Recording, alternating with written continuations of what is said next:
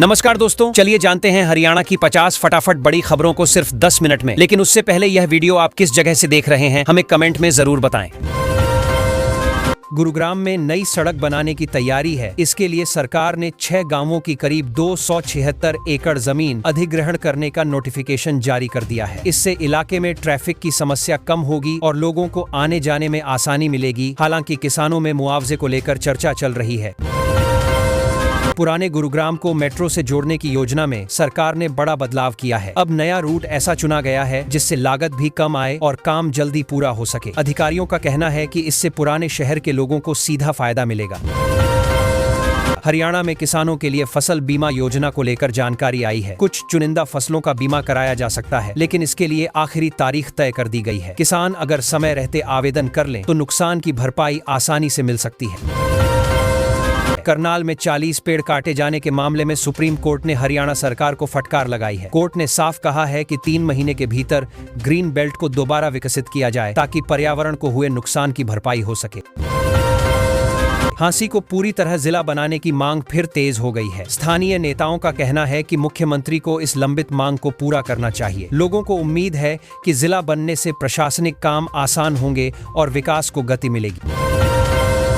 हिसार के आदमपुर क्षेत्र को लेकर नेताओं ने कहा है कि विकास की रफ्तार रुकने नहीं दी जाएगी। सड़क, बिजली और पानी जैसी बुनियादी सुविधाओं पर काम जारी रहेगा ताकि लोगों को रोजमर्रा की दिक्कतों से राहत मिल सके।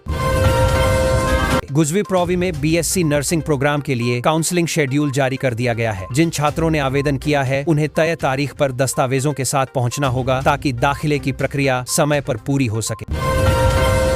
गुरुग्राम के मौसम को लेकर विभाग ने अपडेट जारी किया है। अगले 2 दिनों तक हल्की ठंड और सुबह शाम कोहरा छाए रहने की संभावना है। लोगों को सलाह दी गई है कि वाहन चलाते समय सावधानी रखें और गर्म कपड़ों का इस्तेमाल करें।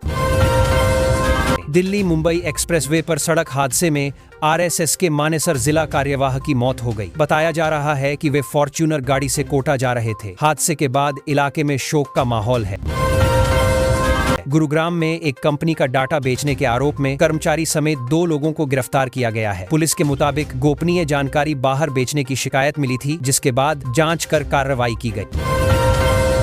सर्दी बढ़ने के साथ गुरुग्राम में कुत्तों के काटने की घटनाएं तेजी से बढ़ी हैं। पिछले 2 महीनों में 2328 लोग डॉग बाइट का शिकार हो चुके हैं। अस्पतालों में एंटी रेबीज इंजेक्शन लगवाने वालों की भीड़ बढ़ गई है। गुरुग्राम के एक मॉल के बेसमेंट में छात्र को अगवा कर उसके साथ मारपीट की गई। आरोपियों ने पैर छूकर माफी भी मंगवाई। हैरानी की बात यह है कि घटना के कई दिन बाद भी पुलिस के हाथ खाली हैं। गुरुग्राम के सरकारी अस्पतालों में डॉक्टरों की हड़ताल तीसरे दिन भी जारी रही। इलाज के लिए आए मरीजों को काफी परेशानी उठानी पड़ी। कई लोग निजी अस्पतालों में जाने को मजबूर हो गए।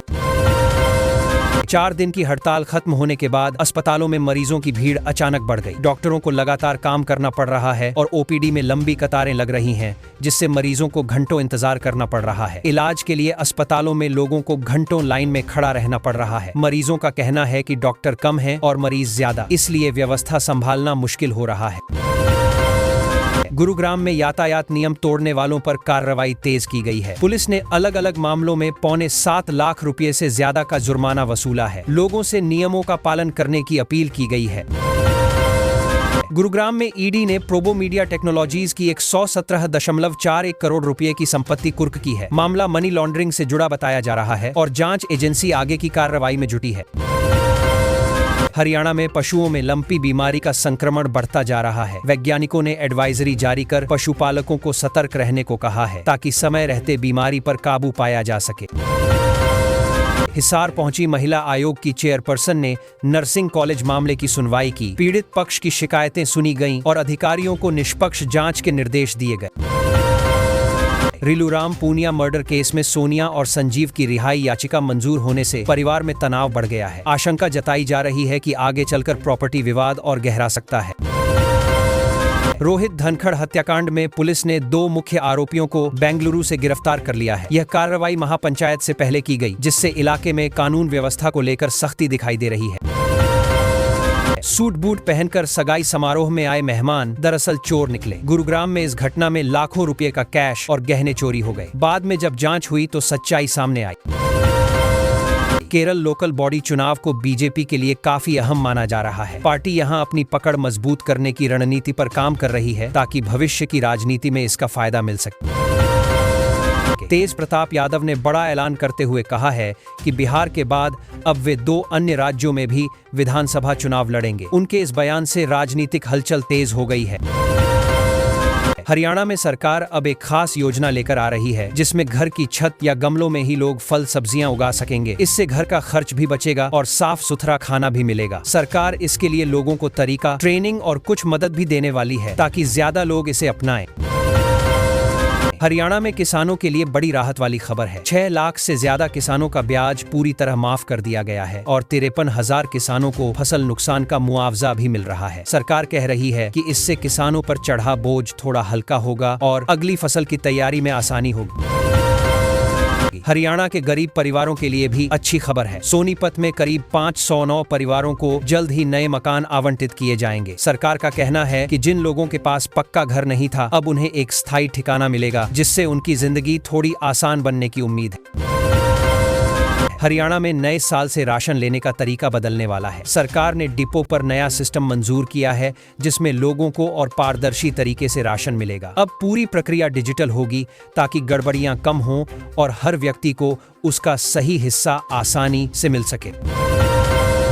हरियाणा सरकार ने मजदूरों और किसानों के लिए कुछ नई राहतें भी घोषित की हैं। मुख्यमंत्री सैनी ने बताया कि सरकार आने वाले महीनों में कुछ बड़े फैसले लागू करेगी ताकि आम लोगों का खर्च कम हो और उन्हें जरूरी सुविधाओं का फायदा बिना किसी झंझट के मिल सके। गुरुग्राम, फरीदाबाद और झज्जर में अब 500 इलेक्ट्रिक बसें चलाई जाएंगी। सरकार का कहना है कि 2030 तक राज्य को प्रदूषण मुक्त बनाना है, इसलिए धीरे धीरे डीजल बसों को कम किया जाएगा। इससे सफर भी शांत और सस्ता होगा और शहरों की हवा भी थोड़ी साफ हो जाएगी। फरीदाबाद में अब विकास कार्यों की रफ्तार और तेज होने वाली है। जिन प्रोजेक्ट्स में देरी हो रही थी उनको लेकर प्रशासन ने नई गाइडलाइन दी है। सड़कों, स्ट्रीट लाइटों और पानी सीवर के कामों पर फोकस रहेगा ताकि शहर की रोजमर्रा की दिक्कतें कम हो सके। हरियाणा में विधानसभा के अधिकारियों और कर्मचारियों के लिए अब नियमित ट्रेनिंग चलेगी। इसका मकसद है कि फाइल वर्क, प्रक्रियाएं और सदन से जुड़े काम ज्यादा सुचारू तरीके से हों। इससे विधानसभा की कार्यवाही भी बेहतर होगी और कामकाज में समय की भी बचत होगी। हरियाणा सरकार ने अपने कर्मचारियों के लिए कुछ नए दिशा निर्देश जारी किए हैं। इन गाइडलाइनों का मकसद कामकाज को दुरुस्त करना, छुट्टियां और ट्रांसफर प्रक्रिया को अधिक साफ रखना बताया जा रहा है। सरकार ने सभी विभागों को पत्र भेजकर नए नियमों का पालन करने को कहा है। हरियाणा में ठंडी हवाओं ने हालात बदल दिए हैं। कई जिलों में आईएमडी ने शीतलहर का येलो अलर्ट जारी कर दिया है। सुबह शाम ठंड और बढ़ रही है, इसलिए लोगों को सावधानी रखने की सलाह दी गई है। स्कूल, कॉलेज भी मौसम की निगरानी में बदलाव कर सकते हैं। हरियाणा सरकार ने एक बैठक बुलाई है क्योंकि हाईकोर्ट में कुछ खास मामलों की सुनवाई चल रही है। इसी बीच पुलिस धरना स्थल पर पहुंची ताकि स्थिति काबू में रहे। प्रशासन ये सुनिश्चित करना चाहता है कि कानून व्यवस्था किसी भी तरह बिगड़ने न पाए। हरियाणा में डॉक्टरों की हड़ताल अभी भी जारी है। हड़ताल के कारण मरीज काफी परेशान हो रहे हैं। सरकार ने व्यवस्था संभालने के लिए वैकल्पिक डॉक्टरों की तैनाती कर दी है ताकि अस्पतालों में इलाज रुक न जाए और जरूरी सेवाएं चलती रहें। हरियाणा में सरकार अब एक खास योजना लेकर आ रही है जिसमें घर की छत या गमलों में ही लोग फल सब्जियां उगा सकेंगे। इससे घर का खर्च भी बचेगा और साफ सुथरा खाना भी मिलेगा। सरकार इसके लिए लोगों को तरीका, ट्रेनिंग और कुछ मदद भी देने वाली है ताकि ज्यादा लोग इसे अपनाएं। हरियाणा में किसानों के लिए बड़ी राहत वाली खबर है। 6 लाख से ज्यादा किसानों का ब्याज पूरी तरह माफ कर दिया गया है और 53,000 किसानों को फसल नुकसान का मुआवजा भी मिल रहा है। सरकार कह रही है कि इससे किसानों पर चढ़ा बोझ थोड़ा हल्का होगा और अगली फसल की तैयारी में आसानी होगी। हरियाणा के गरीब परिवारों के लिए भी अच्छी खबर है। सोनीपत में करीब 509 परिवारों को जल्द ही नए मकान आवंटित किए जाएंगे। सरकार का कहना है कि जिन लोगों के पास पक्का घर नहीं था, अब उन्हें एक स्थायी ठिकाना मिलेगा जिससे उनकी जिंदगी थोड़ी आसान बनने की उम्मीद है। हरियाणा में नए साल से राशन लेने का तरीका बदलने वाला है। सरकार ने डिपो पर नया सिस्टम मंजूर किया है जिसमें लोगों को और पारदर्शी तरीके से राशन मिलेगा। अब पूरी प्रक्रिया डिजिटल होगी ताकि गड़बड़ियां कम हों और हर व्यक्ति को उसका सही हिस्सा आसानी से मिल सके। हरियाणा सरकार ने मजदूरों और किसानों के लिए कुछ नई राहतें भी घोषित की हैं। मुख्यमंत्री सैनी ने बताया कि सरकार आने वाले महीनों में कुछ बड़े फैसले लागू करेगी ताकि आम लोगों का खर्च कम हो और उन्हें जरूरी सुविधाओं का फायदा बिना किसी झंझट के मिल सके। गुरुग्राम, फरीदाबाद और झज्जर में अब 500 इलेक्ट्रिक बसें चलाई जाएंगी। सरकार का कहना है कि 2030 तक राज्य को प्रदूषण मुक्त बनाना है, इसलिए धीरे धीरे डीजल बसों को कम किया जाएगा। इससे सफर भी शांत और सस्ता होगा और शहरों की हवा भी थोड़ी साफ हो जाएगी। फरीदाबाद में अब विकास कार्यों की रफ्तार और तेज होने वाली है। जिन प्रोजेक्ट्स में देरी हो रही थी, उनको लेकर प्रशासन ने नई गाइडलाइन दी है। सड़कों, स्ट्रीट लाइटों और पानी सीवर के कामों पर फोकस रहेगा ताकि शहर की रोजमर्रा की दिक्कतें कम हो सके। हरियाणा में विधानसभा के अधिकारियों और कर्मचारियों के लिए अब नियमित ट्रेनिंग चलेगी। इसका मकसद है कि फाइल वर्क, प्रक्रियाएं और सदन से जुड़े काम ज्यादा सुचारू तरीके से हों। इससे विधानसभा की कार्यवाही भी बेहतर होगी और कामकाज में समय की भी बचत होगी। हरियाणा सरकार ने अपने कर्मचारियों के लिए कुछ नए दिशा निर्देश जारी किए हैं। इन गाइडलाइनों का मकसद कामकाज को दुरुस्त करना, छुट्टियां और ट्रांसफर प्रक्रिया को अधिक साफ रखना बताया जा रहा है। सरकार ने सभी विभागों को पत्र भेजकर नए नियमों का पालन करने को कहा है। हरियाणा में ठंडी हवाओं ने हालात बदल दिए हैं। कई जिलों में IMD ने शीतलहर का येलो अलर्ट जारी कर दिया है। सुबह शाम ठंड और बढ़ रही है, इसलिए लोगों को सावधानी रखने की सलाह दी गई है। स्कूल कॉलेज भी मौसम की निगरानी में बदलाव कर सकते हैं। हरियाणा सरकार ने एक बैठक बुलाई है क्योंकि हाईकोर्ट में कुछ खास मामलों की सुनवाई चल रही है। इसी बीच पुलिस धरना स्थल पर पहुंची ताकि स्थिति काबू में रहे। प्रशासन ये सुनिश्चित करना चाहता है कि कानून व्यवस्था किसी भी तरह बिगड़ने न पाए। हरियाणा में डॉक्टरों की हड़ताल अभी भी जारी है। हड़ताल के कारण मरीज काफी परेशान हो रहे हैं। सरकार ने व्यवस्था संभालने के लिए वैकल्पिक डॉक्टरों की तैनाती कर दी है ताकि अस्पतालों में इलाज रुक न जाए और जरूरी सेवाएं चलती रहें।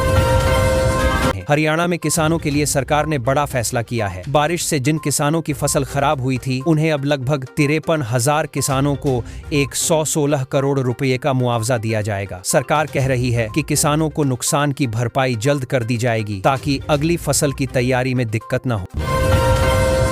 हरियाणा में महिलाओं को पुलिस भर्ती में अब 25% रिजर्वेशन मिलने वाला है। 6,000 पोस्ट पर भर्तियां आएंगी तो महिलाओं का बड़ा फायदा हो जाएगा। पहले इतना रिजर्वेशन नहीं था, पर इस बार सरकार ने कहा है कि वह महिलाओं की भागीदारी बढ़ाना चाहती है और जल्द इसका नोटिफिकेशन भी आएगा।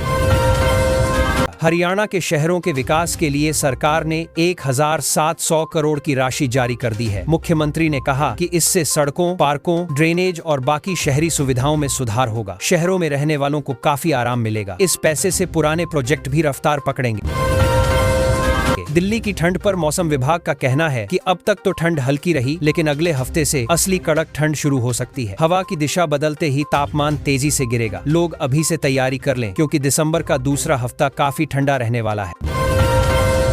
हरियाणा में होटल में बुलाकर लूटने वाले 4 बदमाशों को पुलिस ने पकड़ लिया। ये लोग पहले होटल बुलाते थे, फिर कमरे में जाकर धमकाकर लूट लेते थे। पुलिस कई दिनों से इन्हें ट्रैक कर रही थी। गिरफ्तार होने के बाद पीड़ित लोगों ने राहत की सांस ली। नवंबर में हरियाणा में सड़क हादसों में थोड़ी गिरावट दर्ज की गई है। पुलिस ने एक विशेष मुहिम चलाई थी जिसमें चालान, चेकिंग और जागरूकता अभियान किए गए। पुलिस का कहना है कि अगर लोग हेलमेट और सीट बेल्ट का ध्यान रखें तो हादसे और कम हो सकते हैं।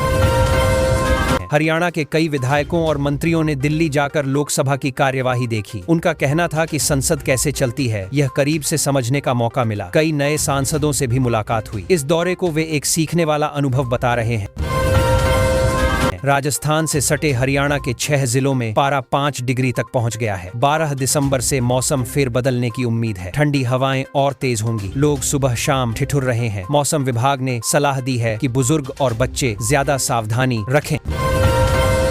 NH 44 पर एक बहुत दर्दनाक हादसा हुआ। बारात में जा रही 7 गाड़ियों को एक ट्रक ने टक्कर मार दी, जिससे कई लोग घायल हो गए। मौके पर हड़कंप मच गया। इलाज के लिए सबको अस्पताल भेजा गया। परिवार वालों की हालत देखकर किसी का भी दिल पसीज जाए। हरियाणा विधानसभा का सत्र 18 दिसंबर से शुरू होगा। इस बार कई अहम मुद्दों पर चर्चा होने की उम्मीद है। डॉक्टरों की हड़ताल, नई तबादला नीति और जिलों के पुनर्गठन जैसे विषयों पर बहस हो सकती है। सत्ता और विपक्ष दोनों तैयारियों में जुटे हैं। हरियाणा रेड क्रॉस को 10 नई एम्बुलेंस मिलने वाली हैं। इनसे दूर दराज के इलाकों में मरीजों को अस्पताल पहुंचाने में आसानी होगी। रेड क्रॉस के अधिकारी कह रहे हैं कि एम्बुलेंस बढ़ने से सेवा और बेहतर हो जाएगी। खासकर इमरजेंसी में समय बचाना आसान होगा। सदन में राहुल गांधी ने अमित शाह को बहस की खुली चुनौती दे दी। इसके जवाब में गृह मंत्री ने कांग्रेस पर वोट चोरी का पूरा इतिहास खोल दिया। दोनों तरफ से तीखे बयान चले। संसद का माहौल काफी गर्म रहा और टीवी डिबेट्स में भी ये मुद्दा पूरे दिन छाया रहा। गुरुग्राम में नई सड़क बनाने की तैयारी है। इसके लिए सरकार ने 6 गांवों की करीब 276 एकड़ जमीन अधिग्रहण करने का नोटिफिकेशन जारी कर दिया है।